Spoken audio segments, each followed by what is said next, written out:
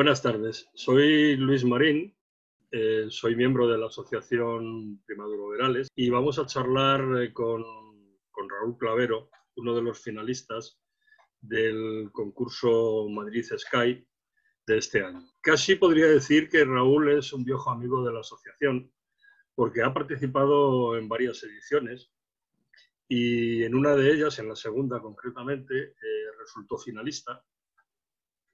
En esta ocasión, unos años después, ha alcanzado otra vez de nuevo la final con su relato Toulouse. Título del relato Toulouse. Autor Raúl Clavero Blázquez. Rechazó el ofrecimiento mediante un gesto mínimo, de profundo y puro desamparo, triste como un gorrión muerto en un parterre. Después se ovilló en el suelo. No insistí. Dejé la sopa junto a la puerta y lo tapé con una manta vieja que hasta entonces había servido de cobertor para mi tocadiscos. «Me llamo Benigno», dijo. Apagué la luz y me marché a mi cuarto.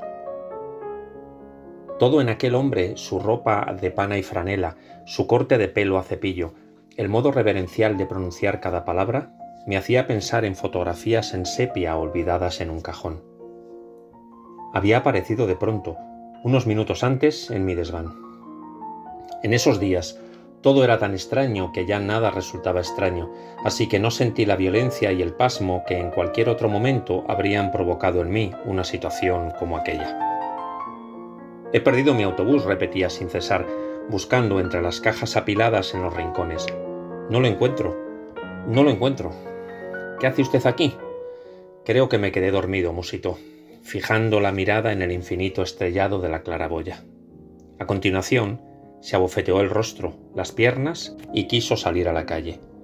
«No puede hacerlo, está prohibido. Hay un virus», le expliqué. Hubo, creo recordar, unos segundos de silencio denso. Un ladrido a lo lejos. Un chasquido de maderas que se dilatan. «¿Es esto la vida real?», preguntó. «No lo sé», respondí. «Realmente ya no lo sé». Tras una semana sin apenas probar bocado, se atrevió a bajar al salón, atraído por el aroma de unas migas. «No son como las de mi azucena, pero están bien», dijo. «¿Y ahora qué hacemos?», añadió, dejando sus cubiertos sobre el plato. «¿Un dominó?». Durante los meses siguientes, entretuvimos las horas jugando al mus, al parchís, al ajedrez. No veíamos la televisión y prácticamente no hablábamos. Él se esforzaba por no resultar invasivo, y yo, que jamás había convivido en pareja, que nunca tuve compañeros de piso, ni mascotas, ni tan siquiera plantas, hacía lo propio, tratando de disimular ante él mi acostumbrada misantropía. Había algo extrañamente natural en su presencia, un alivio de última pieza de un puzzle que vibraba en mi pecho sin que yo pudiese descifrar el motivo. Cuando terminó la interminable cuarentena, empezamos a pasear sin rumbo cada noche, hasta que una madrugada de agosto, rozando el amanecer, en la que el asfalto todavía ondulaba de calor, al fin lo encontramos. «¡Mi autobús!», exclamó. Estaba al otro lado de una avenida enorme y desierta. En su interior los pasajeros esperaban con la paciencia que únicamente enseña el campo. Benigno y yo nos despedimos, dándonos un abrazo. Él cruzó a toda prisa los 4 carriles y entró de un salto en el asiento del conductor. Comenzó a desplazarse despacio, dejando en el aire una humareda negra en desuso. Aún estaba cerca cuando pude leer en su parte trasera un rótulo: «Destino Toulouse». De golpe, una herida infantil que había intentado cerrar durante más de 50 años se me abrió sin compasión en el estómago. Distinguí entonces en una de las ventanillas un perfil, que también era el mío, y una melena rojiza recogida en un moño. Corrí sin posibilidad alguna de darles alcance. Benigno ya había ganado velocidad y se alejaba. Antes de que se perdieran al doblar una esquina, me pareció ver que ella se giraba hacia mí. «¡Sal de ahí, mamá! ¡Baja del autobús!», grité sin aliento, pero tampoco aquella vez pude salvarla. Voy a hacer un repaso de tu currículum porque probablemente nos llenaría casi toda la entrevista. Solo resaltar que en el año 2007 publicaste un libro de cuentos. No, 2017. 2017, sí, perdón, 2017. Un libro de cuentos titulado Ausencias, del cual además existe una pequeña reseña en nuestro blog de la presentación de tu libro con Santiago Eximeno, también un hombre conocido en esta asociación y querido. También decir que, bueno, eres un experto en concursos porque has recibido montones de premios, en guiones, en relatos cortos y en microrelatos. La primera pregunta que te voy a hacer quizás sea un poco tópico, pero viendo tu experiencia y tu especialización, ¿utilizas alguna técnica específica para componer los relatos en estos concursos? Por un Pues lado. la verdad es que no. No, continúa. Sí, perdona, que te he interrumpido la pregunta. La pregunta es, ¿tienes alguna técnica, alguna estructura, sabes cómo montar un relato para que haga buena sensación a los jurados que van a leerlo? No tengo, no tengo ningún truco, la verdad. Sí que intento que suene bien al oído. Sabes que una lectura en voz alta, el relato la soporte, que tenga un inicio que te atrape, que eso ya lo dais vosotros en este caso, y que tenga un final también que te deje en cierto suspenso o que te invite a leer de nuevo el relato, pero no tengo una serie de pautas o de motivos o de inspiraciones que me ayuden a escribir relatos. Lo principal es leer. Si tienes, yo esto lo hacía sobre todo hace unos cuantos años. Antes de escribir siempre leía un rato sobre todo para coger ritmo narrativo. Aparte del aliciente de ganar los premios, ¿qué te motiva a presentarte constantemente a concursos literarios? Los premios. No lo sé. Ir mejorando poco a poco, supongo. Tenía una idea muy clara desde el principio que era me apetecía publicar, pero claro, publicar un libro, por muy bien que vaya, no te da ningún rendimiento. Entonces, mi planteamiento era escribir para concursos y cuando ya tuviera suficientes relatos que a mí me interesaran, que hubiesen sido premiados, o sea, que ya hubiesen recibido cierta contraprestación económica, publicar el libro. Eso ya lo hice en 2017 y ahora iba a salir otro libro, iba a salir ahora en septiembre, creo que saldrá en noviembre o diciembre, por estas cuestiones de la pandemia, lógicamente. Muy bien. Hablando ya de tu relato concretamente, tu cuentos muestras un mundo en el que se confunde lo real y lo irreal. Has aprovechado el virus para introducirlo también en tu relato. Claro. ¿Te ha inspirado la situación de confinamiento que hemos sufrido o sencillamente lo has utilizado como un recurso más para introducirlo en el texto? No, en este caso sí que me venía bien por lo que me apetecía contar, que era esta sensación de irrealidad dentro de la realidad, que es lo que hemos vivido todos durante el confinamiento. Pero a mí particularmente lo que me ha pasado es que me ha bloqueado muchísimo. Todo este proceso que llevamos de la pandemia, para lo que yo escribo, a mí pues eso, me bloquea porque para cuestiones muy tontas en la escritura de un relato, simplemente que dos personajes se abracen, eso ya en el momento de escribirlo te está golpeando de cierta manera, porque te está colocando, aunque tú no lo quieras, te está colocando en una temporalidad. Y a mí muchas veces no me interesa colocar un relato en un tiempo concreto. Sin embargo, si ves que suceden ciertas cosas que ahora no son posibles, ya inconscientemente lo estás situando antes de la pandemia o en un futuro después de la pandemia que como no sabemos cómo es, cómo va a ser, porque está todo en suspenso, no tenemos un equilibrio definido, pues ese tipo de planteamientos tan simples a mí me hacen que me detenga cuando estoy escribiendo. De hecho, el libro que va a salir ahora, en uno de los relatos he tenido que corregir una fecha, porque el relato, yo normalmente no suelo poner fechas en los relatos, no me suele interesar, Me interesa un mundo neutro, que no se sepa muy bien si la acción se está desarrollando en 2000, 2010, 2015 o 1995. Sin embargo, este relato que te digo sí comenzaba el 25 de marzo de 2020. Y claro, empezar un relato en marzo de 2020 ya al lector inmediatamente le va a desplazar a un sitio que a mí no me interesaba. Pues esas cosas tan tontas, eso he tenido que corregirlo en el libro que va a salir y cambiar la fecha. Entonces, para este caso concreto de este concurso es uno de los pocos que sí me ha estimulado a escribir todo el confinamiento, pues me surgió una idea de ahí. Pero para el resto de cosas todo lo contrario. A mí personalmente, no sé al resto de escritores, al resto de finalistas que les estará pasando, a mí me ha bloqueado mucho. Muy bien. Si te parece, vamos a escuchar el comentario que ha hecho a tu relato uno de los miembros del jurado. Es Miguel Ángel Flores. Vale, perfecto. Me atrae de este relato, Toulouse, lo que tiene de irreal, de mágico, y lo de estar al mismo tiempo sumido en la realidad más absoluta.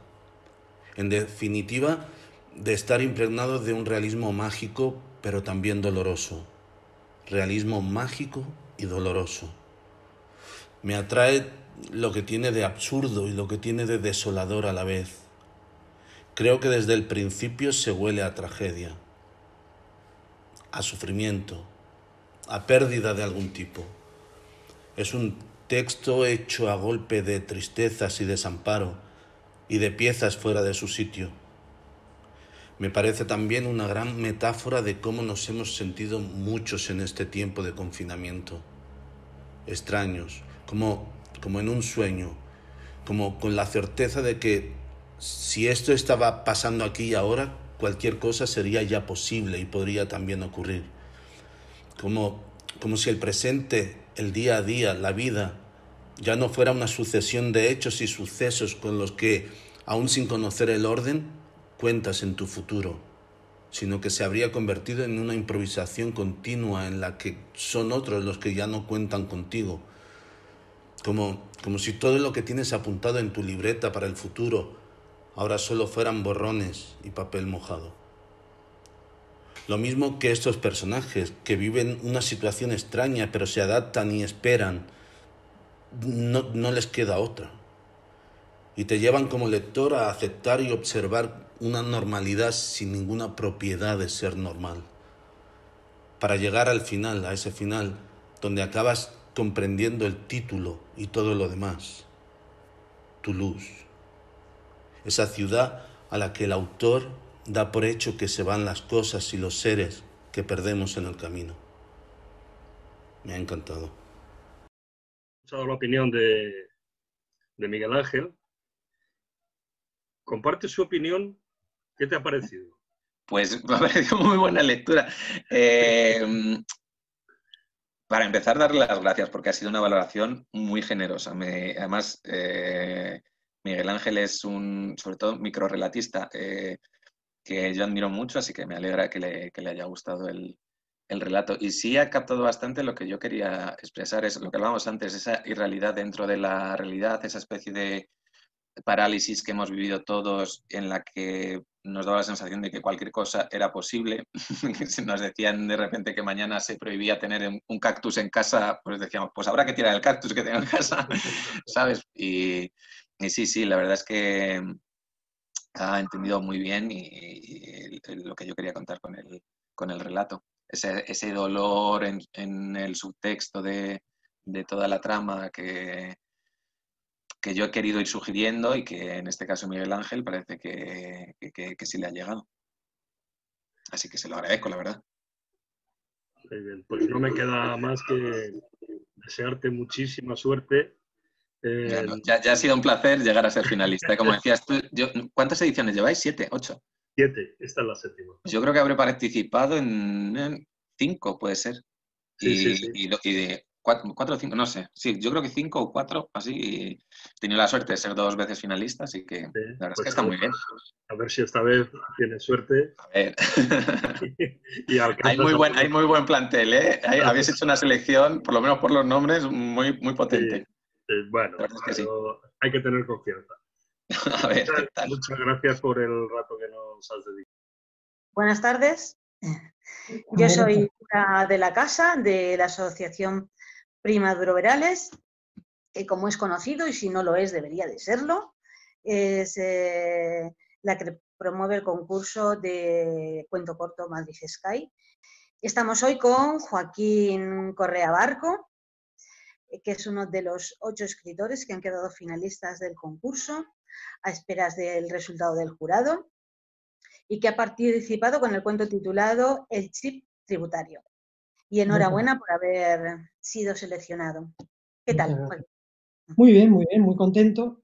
Muy contento de haber seleccionado y un poco contrariado porque yo que soy novato en estas lides de certámenes y todo eso, pues la verdad es que me hubiera encantado haber asistido a una entrega presencial de cuentos, de los premios, y haber podido compartir un rato pues, con los miembros de la asociación y con el resto de finalistas, los cuales tienen un currículum, la mayoría de ellos, que ya quisiera yo, ¿no? Para poder hablar con ellos y preguntarles cuál es el truco. Bueno, el truco ya te lo has conocido muy bien. ¿Cómo? Que el truco lo has conocido muy bien, has llegado aquí. Bueno, sí, estoy empezando, tengo que ir aprendiendo, por eso digo que es bueno contactar y conversar con otros escritores, bueno, veteranos que yo. Una fiesta que no se pueda, es una pena que no se pueda hacer la fiesta como la hemos hecho otros años, pero bueno, los tiempos mandan.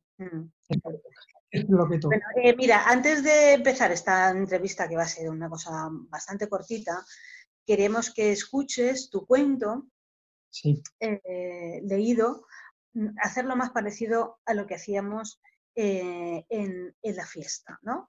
Leer tu cuento en otra voz, y lo va a leer Esmeralda Octavio. Cuento El chip tributario. Autor Joaquín Correa Barco. Rechazó el ofrecimiento con un gesto distraído.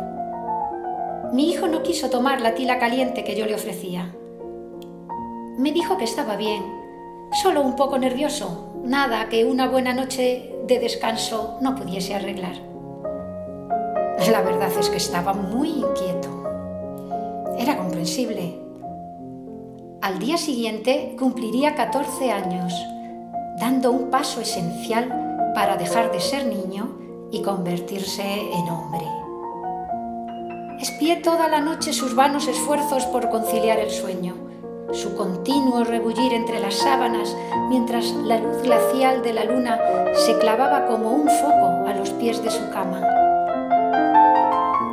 La mañana lo sorprende muy temprano, cuando apenas ha amanecido, ya preparado y dispuesto, con un gesto nuevo, demasiado serio, de adulto, con el que trata de disipar sus últimos nervios. Ya nada volverá a ser lo mismo. Apenas habla mientras tomamos el desayuno. Esa mañana, a la hora señalada, las 10:15, acudimos puntuales a nuestra cita en la delegación provincial de la agencia tributaria. Mi hijo, su padre y yo. Solo los padres, como tutores legales y contribuyentes activos, estamos autorizados para asistir a este acto. Luego, ya por la tarde, será el momento de celebrarlo como merece, con el resto de la familia y algunos de sus amigos. Mi hijo ha insistido en vestir chaqueta y corbata. No es para menos. La relevancia del acto lo hace casi imprescindible. No tenemos que esperar mucho. De inmediato nos hacen pasar a la sala donde ya nos esperan el ATS y el médico. Nos aguarda la agradable sorpresa de ver también, de pie al lado del médico, al delegado provincial de la agencia tributaria, que con su presencia nos hace un honor incuestionable. Últimamente no suele asistir a estos actos. Acostumbra a delegar en alguno de los jefes de servicio. Miro a hurtadillas a mi hijo y veo que sonríe satisfecho. Un amigo de mi hermano nos prometió hacer gestiones para conseguir la asistencia del delegado. Ha cumplido con su promesa. Mi hijo podrá presumir de ello esta tarde ante sus amigos. Mi hijo se sienta en la silla preparada al efecto junto al médico y al ATS. Se remanga el brazo derecho hasta la altura del codo sin esperar a que se lo pidan. Muestra a ambos, con algo de insolencia juvenil, la parte interior de su muñeca derecha, donde palpitan nerviosas unas venillas azules. Dentro de poco será miembro pleno de nuestra sociedad adulta. El ATS aplica sobre su muñeca un gel anestésico. El médico, sus manos enguantadas, toma el bisturí y efectúa con él un corte preciso sobre la muñeca de mi hijo. El delegado extrae de un maletín la pequeña caja lacrada, en cuya tapa constan los datos personales de mi hijo. Desgarra con un abrecartas el sello que cierra la caja y la abre con algo de forzada solemnidad mientras busca sonriente en la mirada de mi hijo. Muestra su contenido al médico, que toma el pequeño chip y lo introduce con cuidado en el corte practicado en la muñeca de mi hijo. Aplica luego una pomada cicatrizante y lo cubre todo con una venda antiséptica. El propio delegado toma el escáner de una mesa cercana y lo aproxima muy lentamente a la muñeca vendada. El pequeño testigo del escáner titubea un poco antes de encenderse del todo y mostrar orgulloso el preceptivo y protocolario color verde. Delegado, médico y ATS sonríen. La implantación ha sido un éxito. El acto ha concluido. Aún no, porque el delegado, rompiendo el protocolo, coloca la mano derecha sobre la frente de mi hijo y la izquierda sobre su hombro. Enhorabuena, muchacho, le dice. Acabamos de implantarte el chip tributario. Acabas de convertirte en sujeto pasivo. Bueno, Joaquín, esperemos que te haya gustado la lectura. Sí. Sí, lee muy bien, Esmeralda, lee muy bien. Y bueno, indagando en las redes comprobamos que eres de Huelva y que vives en Huelva, ¿no? Exactamente, sí. También que escribir era una afición de juventud abandonada durante años y que parece retomada en el 2018. ¿Es así? Efectivamente, yo escribí bastante en mi juventud, desde los 15, 16 años hasta los 23, 24, en mis tiempos de instituto y de universidad. Empecé por la poesía como tantos y poco a poco fui derivando al relato breve. Y cuando tenía 21, 22, 23, 24 años escribí bastantes relatos breves. Y luego fue pues empezar con mi trayectoria profesional, empezar a trabajar y todo eso, y olvidarme prácticamente durante 25 años de cualquier escritura. Durante 25 años prácticamente no escribí absolutamente nada. Y por una serie de circunstancias personales, unas buenas y otras no tan buenas, bueno, dieron como conclusión que en el año 2018 pues retomé esa pasión que yo creía que ya estaba olvidada y anquilosada, que efectivamente estaba muy oxidada, pero no totalmente oxidada, no totalmente perdida, y a partir de ahí pues fui avanzando, empecé a escribir, y en estos dos últimos años, que por mis circunstancias personales y laborales tengo bastante disponibilidad de tiempo y bastante libertad para dedicar el tiempo que necesito, pues la verdad es que estoy escribiendo mucho, estoy escribiendo bastante. Empecé escribiendo para mí, por indicación de un antiguo amigo, pues decidí autopublicarme algo de lo que yo tenía escrito por Amazon, y luego posteriormente pues empecé a presentarme a certámenes. Ahora va a ser 1 año y medio que me presenté al primer certamen. Sí. ¿Qué Sí, me no, iba a preguntar? es que hemos visto que tienen, en este breve tiempo, de que ni siquiera 2 años, parece ser, tienes publicadas 2 novelas, un libro de cuentos, parece ser que va a salir otra novela en breve, que decimos, pero bueno, ¿cómo lo hace la gente? ¿Cómo lo hace esta gente? O saca del cajón escritos, ¿no? Sí, no, vamos a ver. El libro de cuentos sí está sacado en un 80% del cajón.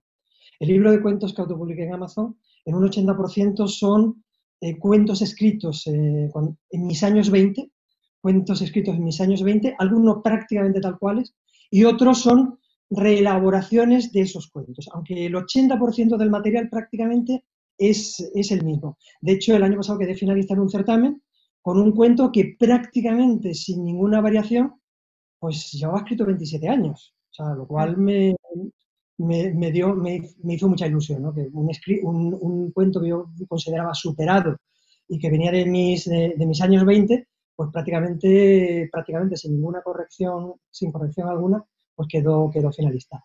Pero todo lo demás han sido ideas, algunas que tenía dando vueltas por la cabeza y que nunca me había planteado el sentarme delante de la mesa a ponerme a escribir pues con una dedicación, con una serie de horas al día, etcétera, etcétera. Y una idea llama a la otra, y la verdad es que han sido 2 años muy, muy productivos.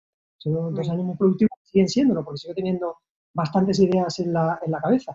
Pues sí, la verdad que sí, yo te felicito, porque escribir todo esto en tan poco tiempo, bueno, o sea, yo me descubro. Bueno, lo que yo no sé, la cantidad está reñida con la calidad, que me temo que sí. No lo sabemos, eso no lo sabemos. Que me temo, yo soy desgraciadamente un poco dado a reescribir. Cuando doy por terminado algo, lo aparco, lo guardo en un cajón y me meto con lo siguiente, me meto rápidamente con lo siguiente. Soy muy poco dado a corregir y a revisar lo que escribo. Una vez que me pongo a escribir, escribo muy rápido, pero también, tal como lo termino, lo guardo y lo meto en un cajón y me pongo con lo siguiente. Hasta que se enfríe.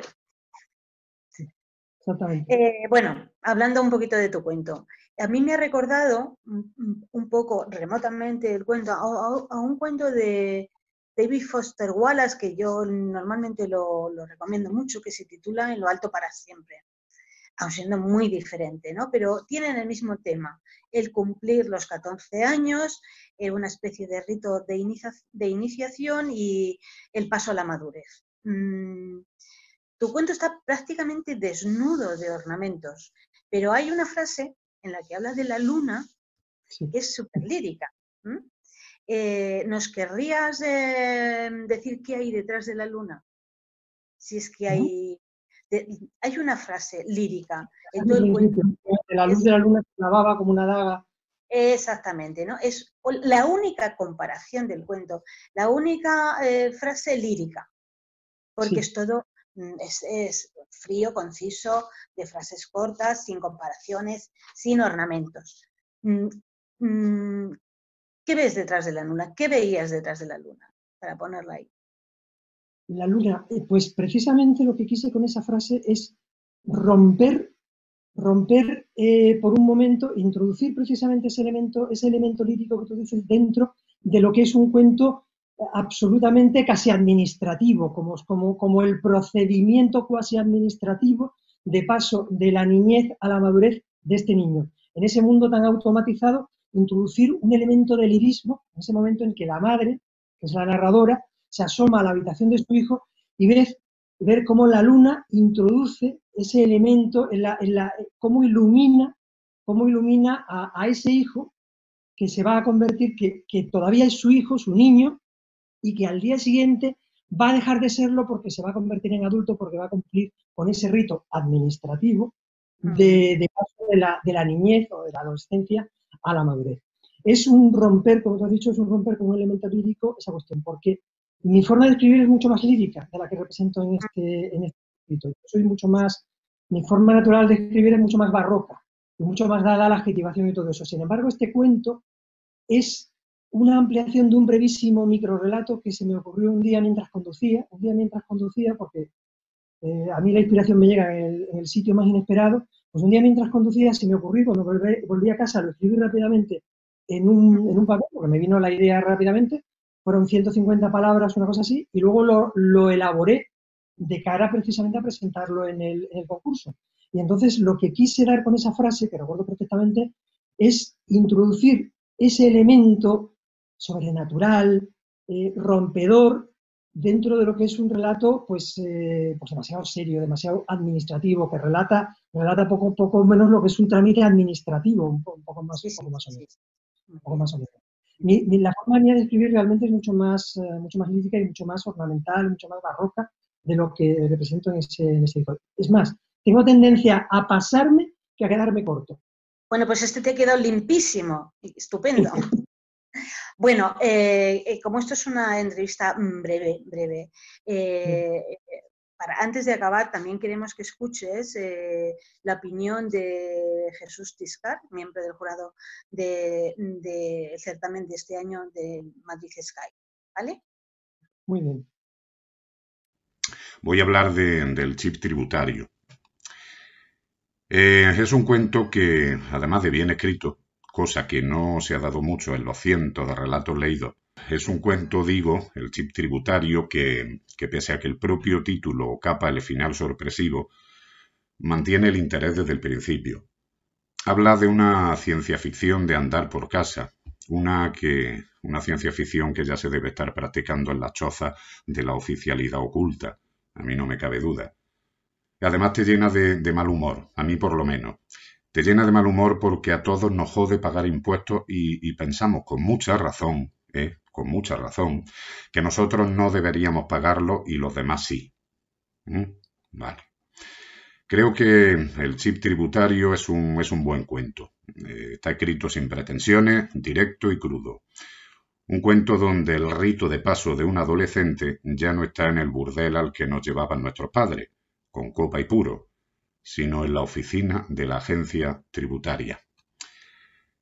Felicito al autor, lo felicito mucho, además, lo felicito mucho. Ya vemos que a Jesús Tiscar le ha gustado mucho, pero que mucho, tu relato. ¿Quieres añadir algo a estas palabras o algo en general que te hubiera gustado decir si hubiéramos estado en el escenario? No, realmente nada, pues agradecer que se hayan fijado en mi cuento, agradecer sobre todo que diga que está muy bien escrito, porque una cosa de la que adolece la sociedad actual en España es de falta de buena escritura en el día a día. O sea, son innumerables los ejemplos de pésimas construcciones sintácticas, de despropósitos en la escritura, pero de cualquier tipo, de cualquier informe, de cualquier cosa que nos podemos encontrar en nuestro trabajo del día a día. Con lo cual, es de agradecer, antes de nada, que diga, ante todo, que está muy bien escrito. Entonces, pues eso es lo que más me llena. Porque luego la inspiración puede gustar más o puede gustar menos. A alguien la idea le puede parecer original o la idea puede no parecerle tan original, le puede gustar o no le puede gustar, ¿no? Pero, ante todo, lo que busco un escritor es que diga que escribe bien, que está bien escrito y que eso es, pues le ha dado la atención en ese sentido. Bueno, una preguntilla ya para acabar. ¿Conocías ya de antemano nuestro concurso o es este año? ¿O te habías presentado una vez? Me presenté el año pasado por primera vez y este año me he presentado por segunda vez. O sea, que es la segunda vez que me presento. Pues no es todo nada mal. Bueno, pues eso es todo. Tan solo reiterarte nuestra felicitación, que tengas mucha suerte y hasta siempre. Muy bien, pues muchísimas gracias y lo dicho, muy agradecido a la asociación y lamentar pues que este año, que hubiera sido mi debut, pues no pueda estar de forma presencial compartiéndolo con vosotros y con el resto de finalistas como hubiera sido mi ilusión. Pues y sí, hubiera sin duda aprendido muchísimo. Sí, la verdad que sí, es muy agradable. Aunque tenga la edad que tengo, estoy en periodo de formación, o sea, estoy en periodo de formación todavía. Muy bien. Bueno, nuestro taller está abierto también para el que quiera participar. Muy bien. Bueno, muchas gracias. Venga, a vosotros. Adiós. Bueno, os recordamos que la entrega de premios será a través de videoconferencia el día 2 de octubre a las 19 horas.